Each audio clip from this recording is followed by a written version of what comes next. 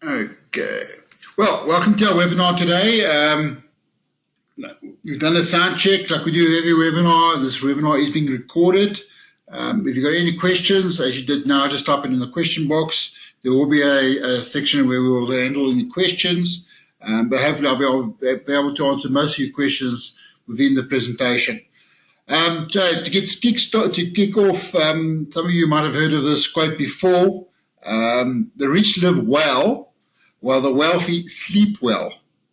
Now, the wealthy sleep well because they have enough passive income to cover their expenses. So the question today is, how many of you would like to sleep well at night and have peace of mind that your expenses are covered by income from your investments? And I think most of you will be in that situation. I see the hands are going up there. Awesome. That's a bit of a rhetorical question, so it doesn't need a real answer because it's an obvious answer. All of us like to be in that situation. So you can see the title of today's presentation is choice and flexibility ability critical to your investment outcomes? You can see there's a subtitle, choice involves decision making. So here's another quote from one of my, call it my mentors, is a guy called Tony Robbins. He's a big motivational and a wealth, call it a wealth mentor. Stay committed to your decisions, but stay flexible in your approach. So obviously today we're talking about investment outcomes, and the whole idea is that peace of mind. So in that context, I think there's a little case study that I came across a few days ago that put it into more a better perspective. But before I go into that, let's look at the current situation for a lot of people, the current realities. They did a survey of what they call retirement and anxiety with a group of people in what they call Generation X. Now, I happen to fall in that Generation X. That's why it attracted my attention. We talk about the post-war, World War II people. Those would be the baby boomers. The Generation X are the people that basically born in the early 1960s to mid-70s to the early 80s. And so that's where I fall into.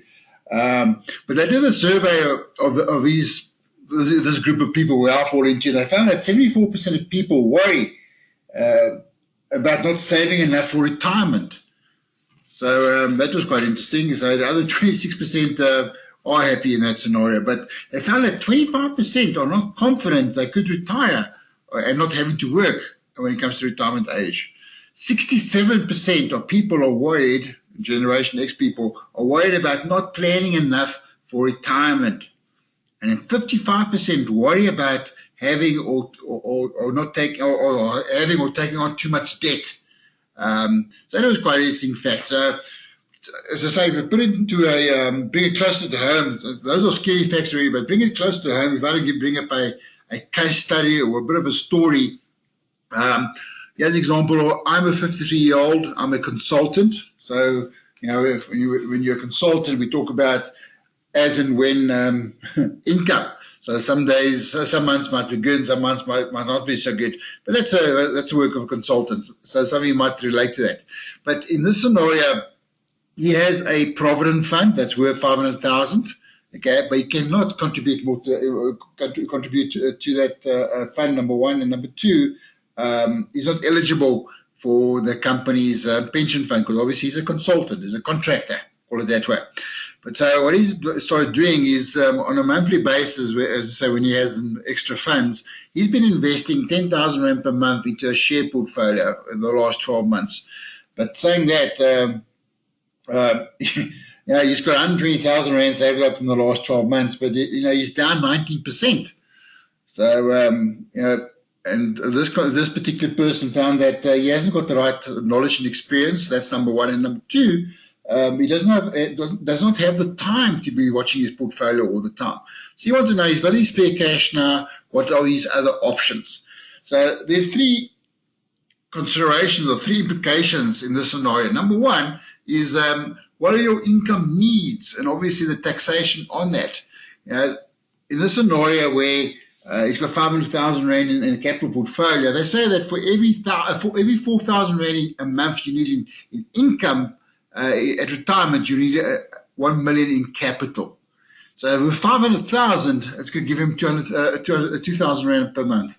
Okay, so obviously that's why he needs to put more aside. So that's the first scenario. So if you're looking at 4,000 rand income a month, you need 1,000 rand, 8,000, 2,000. I just try to create a bit of a scenario for you. What kind of capital you need to build up to give you that kind of monthly income? A lot of people don't think about this. Okay, and you'll see in the next two slides why we're talking about it. That's number one. And number two, as I say, that your income needs. Number two is the tax consideration when choosing the investment vehicle or retirement vehicle. Okay, so that's the first thing a lot of people don't think about, and that's why we have those horrible stats. Second thing we talk about is life expectancy. Okay, at the age of 53, now example, your life expectancy is upwards of 30 years. And I was at a presentation yesterday where they said you got a 50% chance that you will reach the age of 94. Okay, so the bottom line here, don't be in a big rush to go retire.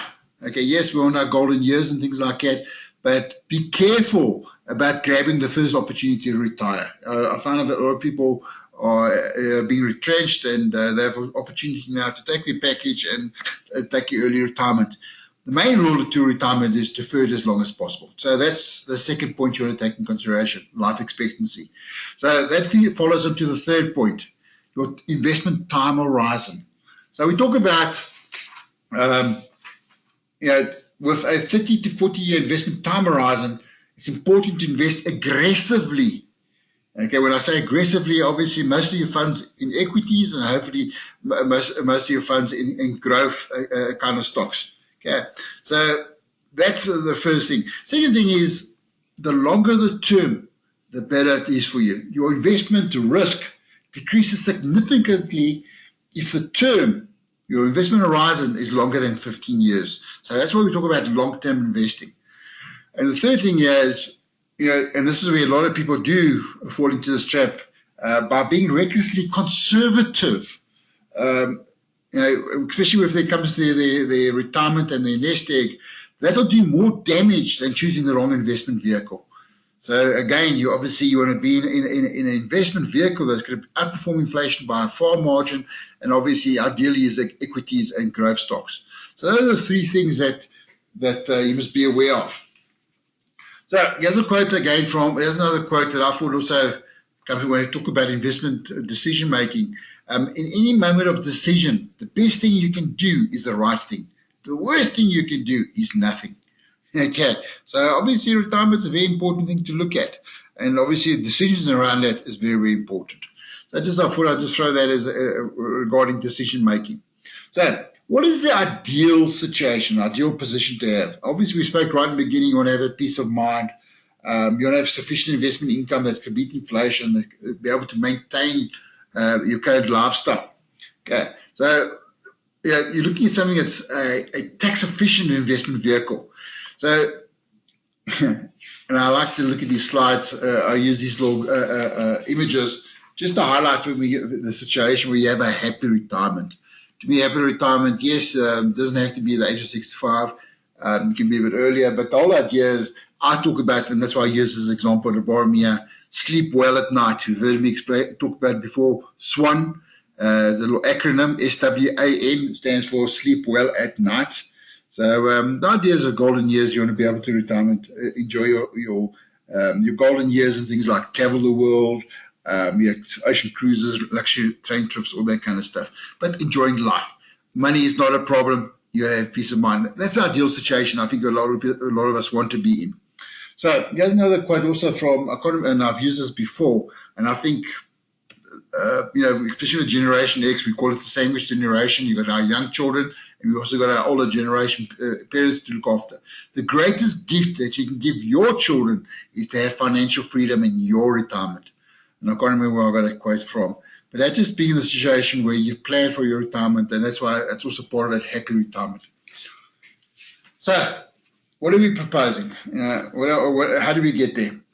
And today we're going to talk about retirement annuities. The retirement annuities offers you a number of attractive tax benefits. So it's a sufficient way to save for retirement. Going back to our scenario, our case study, that 53-year-old member is a consultant or a contractor. He's not a member of a pension or provident fund.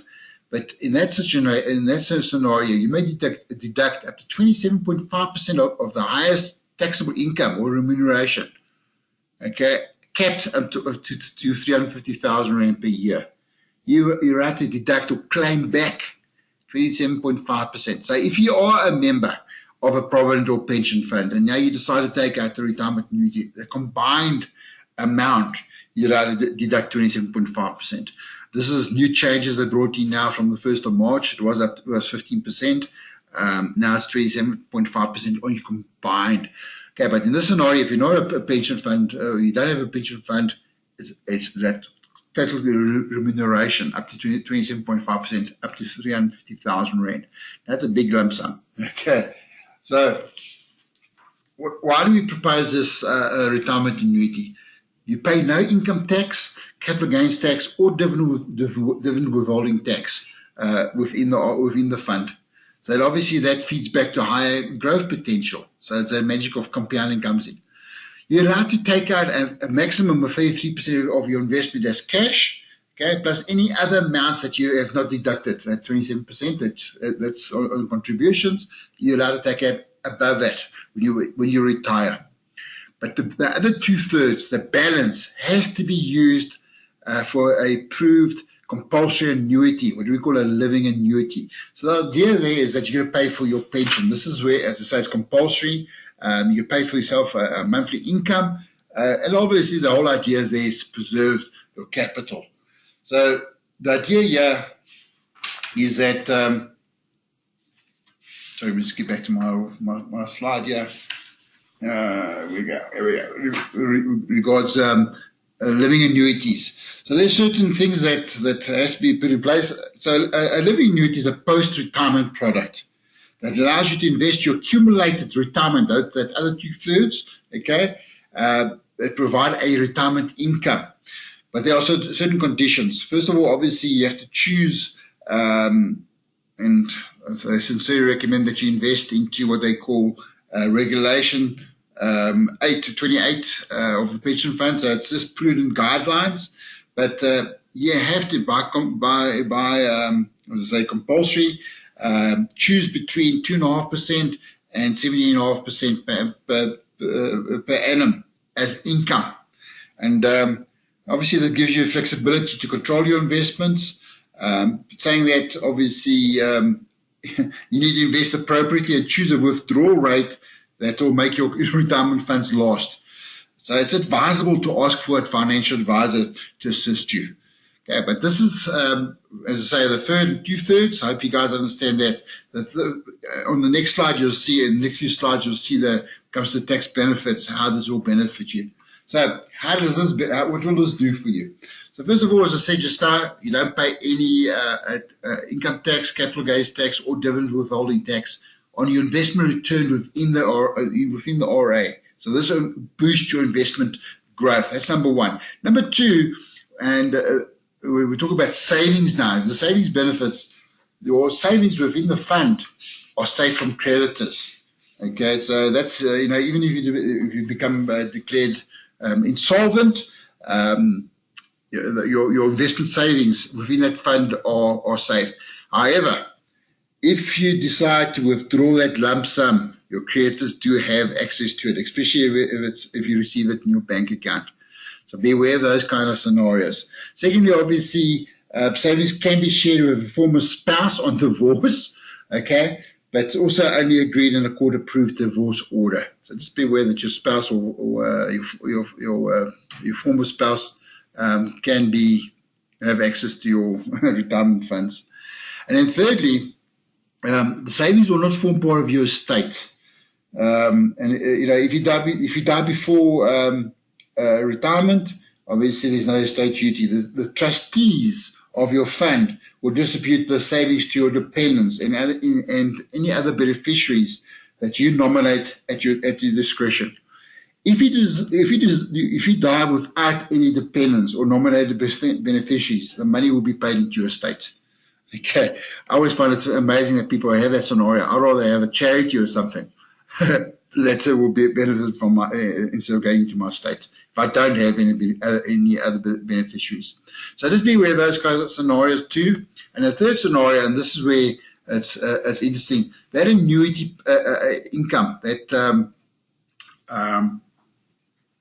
lump sum, that monthly withdrawals as such, it's taxed at personal tax table. So up to 25,000 rand, you don't pay any tax on it, and in between 25,000 and 660,000, you're paying 18% tax. So that's a sliding scale, but the tax tables are much lower.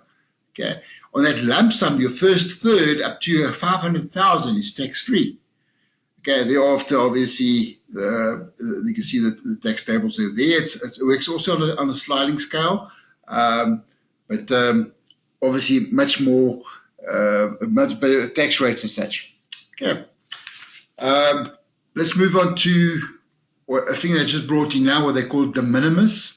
De minimis is a Latin tax term that means minimal things. What it is that it's been increased from 75,000 to 247,000. What does this mean? If you have a fund and it's below 247,500 at retirement, you can commute or move that entire amount as a lump sum at retirement. So you've got a provident fund, whatever the case might be, you're allowed to move that whole amount across. So this applies at fund level and not individual policy level. So for example, Pitcotia has 3 separate RAs with PSG. RA1 is 100,000, RA2 is another 100,000, and RA3 is 47,500. The question is, he decides to retire. Can he commute or move the entire amount as a lump sum? The answer is yes, because at fund level, the amount is below or equal to 247,500. So that's also these new rules I just brought in now from the 1st of March. Just be aware of those kind of things too. So what questions do you guys have that I might be anticipating? So the first question is, can I lose money? And the answer is yes. Because remember, your investment returns is linked to underlying instruments, which is obviously most of the time equity market related. So there's no guarantees on that. So your investment returns may not perform as expected. So just be aware of those kind of things. If you feel uncomfortable with that, obviously you need to speak to your financial advisor, but you need to be comfortable with the level of investment risk you're taking on.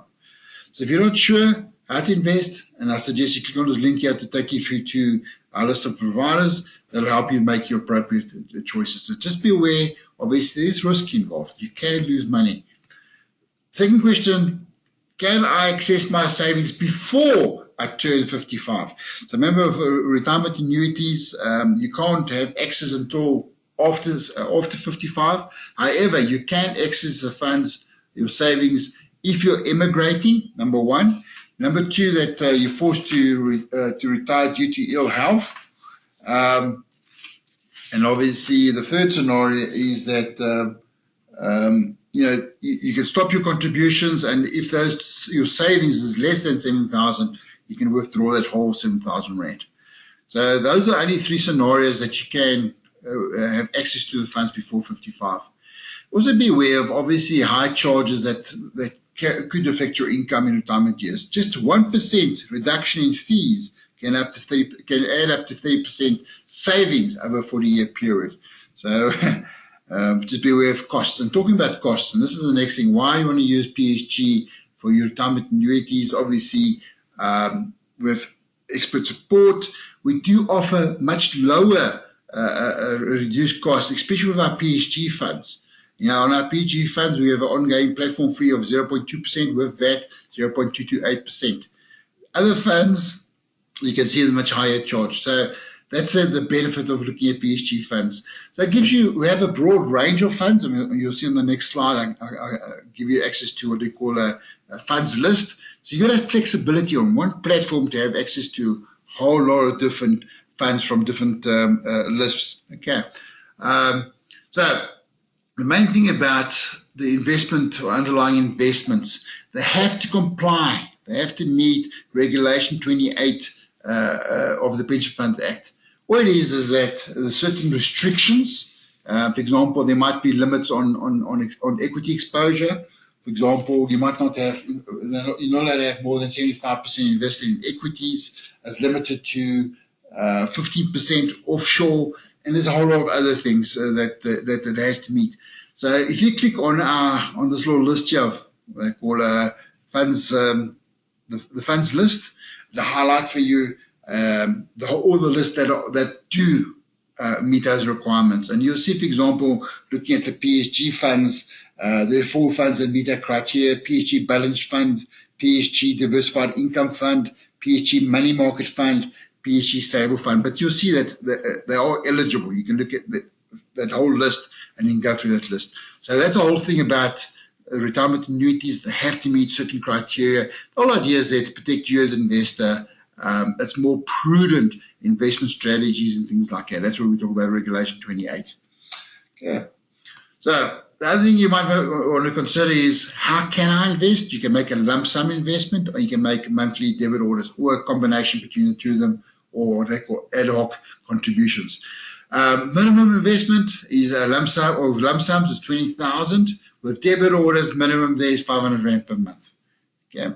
How can I register for retirement annuity? Here's the process. You can go click on this little link here. It takes you to our page. Click on register, and there's 6 steps to it. Okay. The main idea is that you might be an existing client. You put in your ID number to find your details, and then obviously take it from there. You select it when it comes to product selection, select unit trust.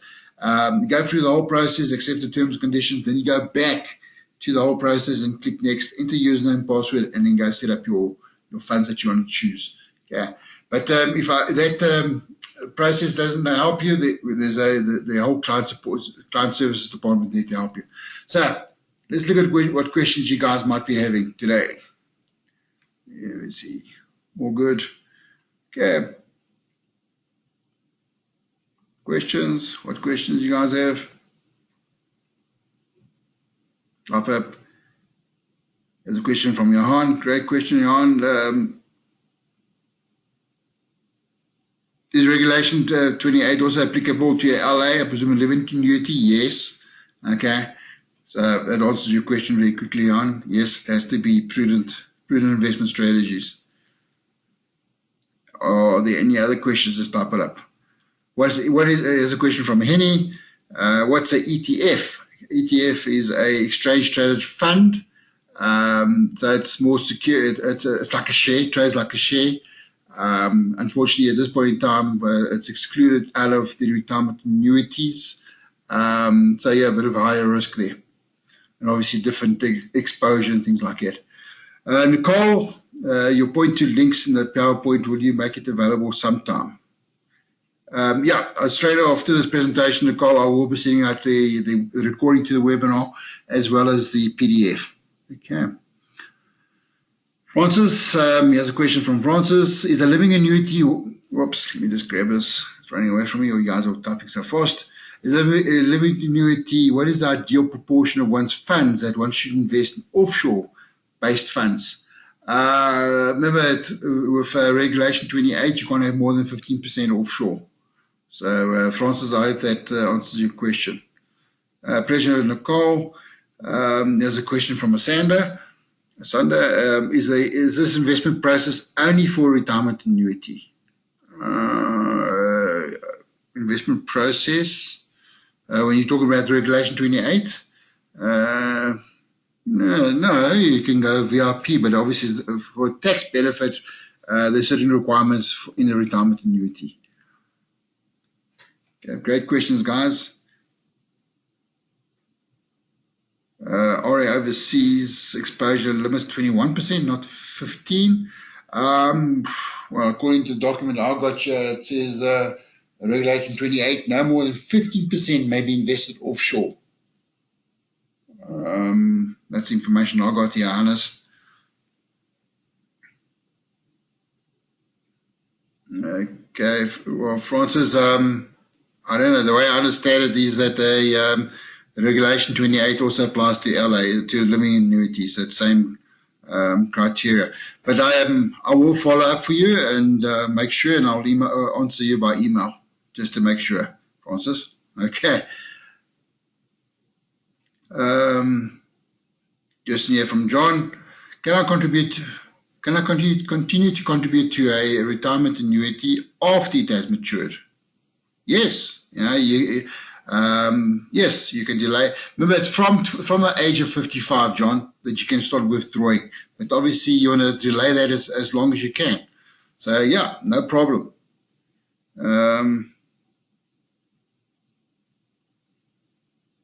Okay. I see there's confirmation here from Eddie Windal, 25% offshore regarding Rig 28. Okay.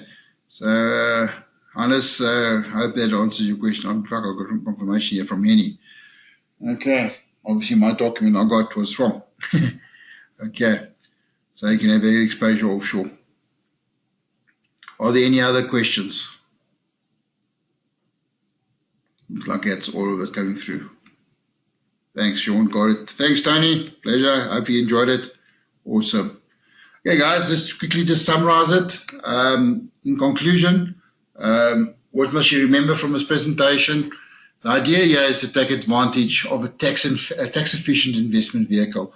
And yes, RA is that vehicle. Remember, your contributions up to 27.5% are tax deductible. You can claim that back in a year when you fill out your forms. But also you pay no income tax, capital gains tax, and dividend withholding tax on the investment return. So obviously that feeds through to high growth potential and gives you that peace of mind.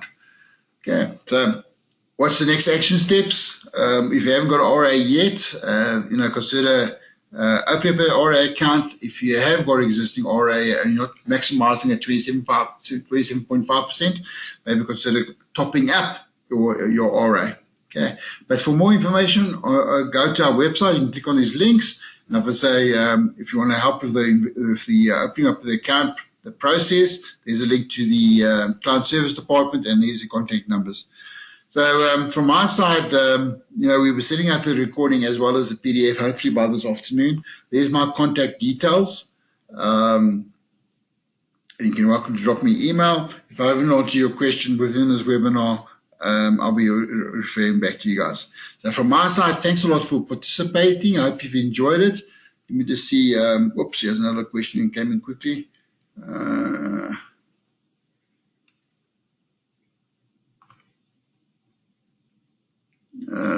Here's a question from Les. Would PSG Financial Advisors limit one to PSG investment products? No, it's your needs. So they'll look at the entire market. Okay. So Les, it's everybody else. So it's what are your needs? What age can I not add to RA? At what age can I not add to RA? Charles, I'm not 100% sure of your question there. I'll come back to you. Is there a maximum age restriction on age? No, I don't think there's a maximum age restriction. I'm not 100% sure of those questions either. Okay. I'll have to come back to you, Henny and Charles, regarding the age restrictions there. Okay. Yeah, I'll come back to you guys. Looks like those are all the questions. Anna says probably about 69. I'll have to get confirmation. The guys, thanks for participating. Thanks for your questions. I really appreciate it. I hope you found it beneficial. By the way, next week, the webinar is on Tuesday, not on Wednesday because of the public holiday. And next week, that's Tuesday, the 26th of April. And the topic next week is a disciplined investing approach that comes with tax benefits. So I hope it helps you. Okay, cool. Guys, until next week, all the best. Keep well. Bye for now.